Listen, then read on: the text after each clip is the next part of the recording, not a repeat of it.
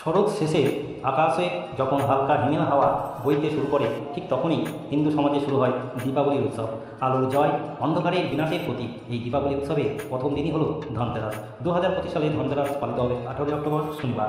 এদিনে ধনতেরাসের পূজা শুরু হবে সন্ধ্যে 7টা বেজে 17 মিনিটে এবং শেষ হবে রাত 8টা বেজে 19 মিনিটে। মোট 1 ঘন্টা 2 মিনিটের মধ্যে পূজার সময়কাল থাকবে।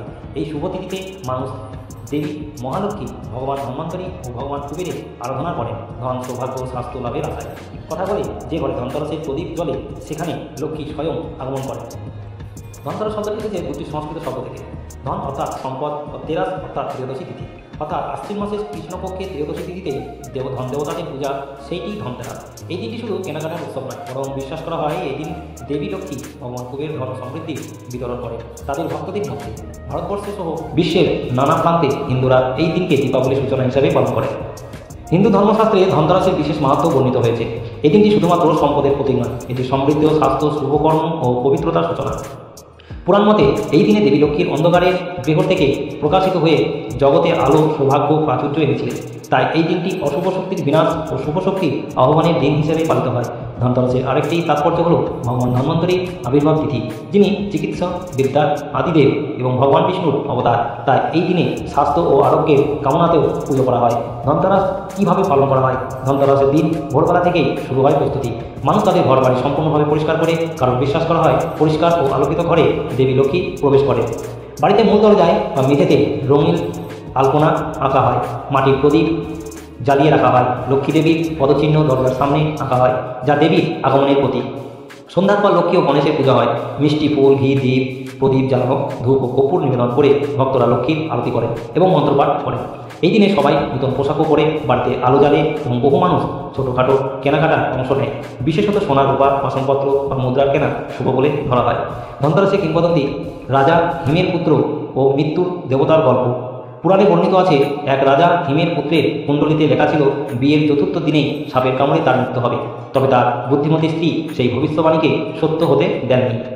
বিয়ের চতুর্থ রাতেই তিনি তার সমস্ত সোনা, রূপার অলঙ্কার ও মুদ্রা জমিয়ে ঘরের দরজার সামনে পাহাড়ের মতো সাজালেন এবং চারপাশে শত শত প্রদীপ জ্বালিয়ে রাখলেন। তারপর তিনি স্বামীকে গল্প শোনাতে শুরু করলেন, যাতে সে ঘুমিয়ে না পড়ে।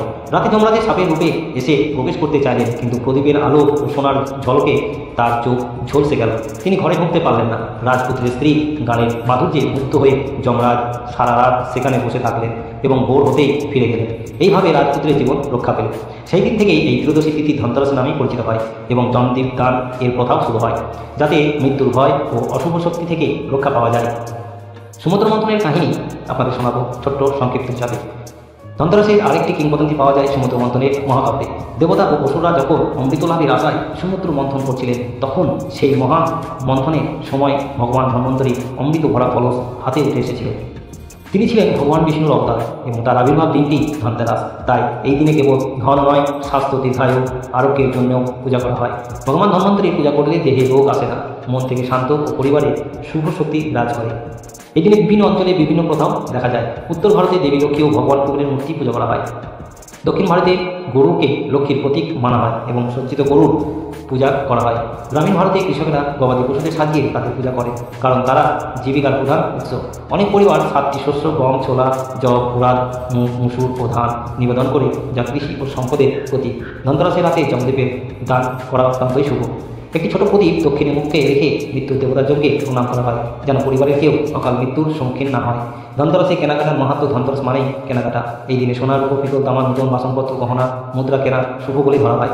বিশ্বাস করা হয় যেদিন কিছু নতুন আনা হয়, সেই দিন লক্ষ্মী নিজেই সেই ঘরে প্রবেশ করে। তবে শুধু দামি জিনিসই নয়, অনেকে ছোট মাটির লক্ষ্মীর গণেশ মূর্তি, মাটির প্রদীপ, একটি নতুন ঝাড়ু পর্যন্ত কেনে, কারণ এগুলো সমৃদ্ধি ও পবিত্রতার প্রতীক। ধনতেরাসের আধ্যাত্মিক তাৎপর্য রয়েছে। ধনতেরাস শুধুই সম্পদের উৎসব নয়, এটি এক আত্মশুদ্ধির দিন, যেখানে মানুষ অন্ধকার ত্যাগ করে আলোর পথে এগিয়ে যায়। এই দিনে আমাদের শেখায় সত্যিকারের ধন হলো সততা, পরিশ্রম এবং ঈশ্বরের প্রতি অটল বিশ্বাস। মহালক্ষ্মীর কৃপা তখনই আসে যখন আমরা হৃদয়ের দরজা পরিষ্কার রাখি, অহংকার ও লোভ দূরে সরে যায়। ধন, স্বাস্থ্য, শান্তির মধ্যে ভারসাম্য রাখাই এই উৎসবের প্রকৃত বার্তা।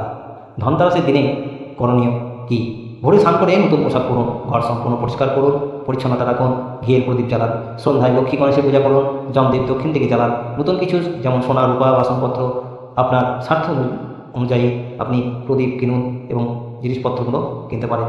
মিষ্টি ফল ও ফুল নিবেদন করুন। পূজার শেষে পরিবারের সঙ্গে আলো জেলে আনন্দ করুন।